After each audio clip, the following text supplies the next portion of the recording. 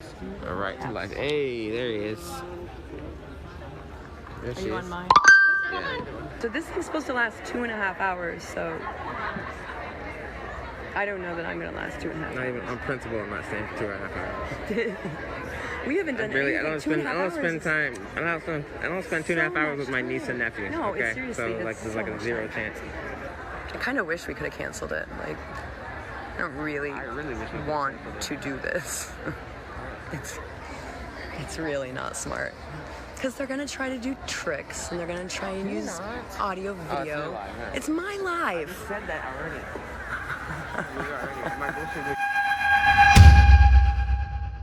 Unless you are spending weekends learning how to fight racism, I don't know why you're talking about abortion.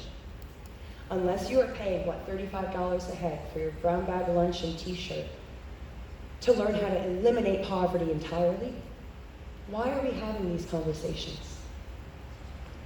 If we solve abortion, we still have racism, we still have poverty, and we still have war.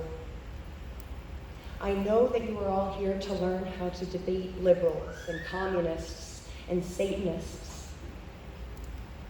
But I think I've said my piece.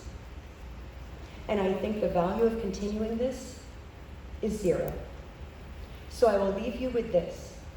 If you truly believe in human equality, you will think about the people who actually get pregnant, who actually give birth. And be very, very mindful that if you are forcing them to do either of those things against their will, because consenting to sex is not consenting to AIDS. It is not consenting to pregnancy. It is consenting to sex in that moment only. So good night, and God bless you all.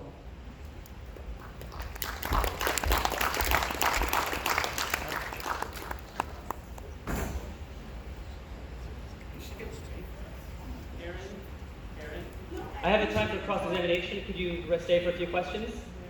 Thank you very much for your time. I hope you all enjoyed that. Bye.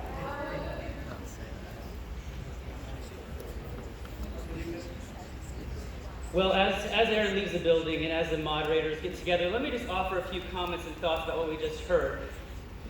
It's very easy to hear an argument and deflect. Now, if you're familiar at all with a red herring, it's a fish that you could use a smelly fish you could use to drag across a trail to get a bloodhound off the scent. And there's a fallacy that bears its name today. It's called the red herring fallacy. Because when we hear an argument, if you don't have a good response to it, you use this fallacy, a gap in logic, to distract from it.